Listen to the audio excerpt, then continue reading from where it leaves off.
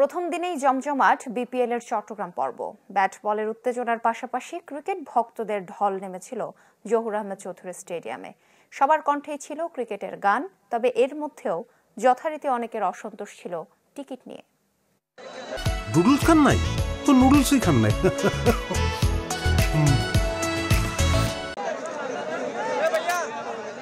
Cricket বললেই যেন উন্মাদনার ঝড় ওঠে জহুর আহমেদ চৌধুরী স্টেডিয়ামে, আর তা যদি হয় ঘরোয়া ক্রিকেটের সবচেয়ে বড় আসর, তবে তো কথাই নেই। চট্টগ্রাম পর্বের প্রথম দিনে খেলা শুরুর 1.5 ঘন্টা আগে থেকে সাগরিকা সড়কে ভিড় ভাড়তে থাকে ক্রিকেট ভক্তদের। প্রিয় দলের সমর্থনে কেউ কিনেন জার্সি, কেউ দলীয় পতাকা, কেউ আবার প্রিয় ক্রিকেটারের উদ্দেশ্যে নিয়ে যান শুভেচ্ছা বার্তা। আমার খুব ভালো লাগছে, আমি এখন চিটাগং কিংসের পতাকা নিছি।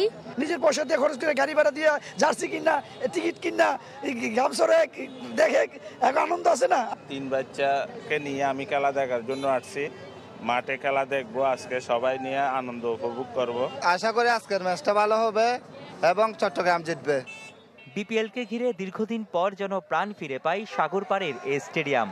খেলা শুরুর 1/2 ঘন্টার মধ্যেই গর্জে ওঠে গ্যালারি, পূর্ণ হয় কানায় কানায়। অনেক ভিড় হয়, আর বিশেষ করে আজকে যেহেতু চট্টগ্রামের একটা ম্যাচ আছে, সেক্ষেত্রে ভিড়টা একটু বেশি। আর প্রত্যাশা করি আজকে অবশ্যই চট্টগ্রাম জিতবে, কারণ নিজের শহর, নিজের এলাকা। আমার কাছে অনেক ভালো লাগতেছে ভাই, এখানে বিপিএল দেখতে এসে। চট্টগ্রামে খেলা, আমি চট্টগ্রামকে খুব ভালোবাসি ভাই। তবে টিকিট প্রাপ্তি নিয়ে অসন্তোষ ছিল যথারীতি। টিকিট না পেয়ে স্টেডিয়ামে ঢুকতে পারেননি অনেকেই, আবার কালোবাজারির কাছ থেকে বাড়তি দামে টিকিট কিনেছেন কেউ কেউ। 200 আমরা টিকিট পাচ্ছি না, 200 টাকার টিকিট বলতেছে 1000 টাকা ব্ল্যাকে। কাউন্টার গেছে টিকিট, একটার বেশি 2টা টিকিট দিচ্ছে না আমাকে। এখানে কাউন্টারে যাওয়ার পরে বলে টিকিট নাই, কিন্তু বাইরে অনেক লোক 300 টাকার টিকিট, 1000 টাকা, 2000 টাকা এরকম করে মানুষকে জুলুম করতেছে। অনেক কষ্টে ব্ল্যাকে টিকিট ম্যানেজ করছি, এমনিতে টিকিট পাওয়াই যাচ্ছে না, এত পরিমাণ মানুষ। 210 টাকা টিকিট 500 নিয়েছি।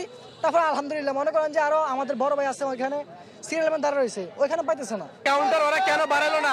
যাত্রীরা খুব ভুটান্ত, ওরা যদি কাউন্টার বাড়াইতো তাহলে আমাদের জন্য টিকিটগুলো পাওয়াটা খুবই সুবিধা হতো। সাপ্তাহিক ছুটির দিন হওয়ায় শুক্রবার ও শনিবার অনেক বাড়বে দর্শকের চাপ, রয়েছে এমন সম্ভাবনাও। রনি দত্ত, চ্যানেল 24, চট্টগ্রাম।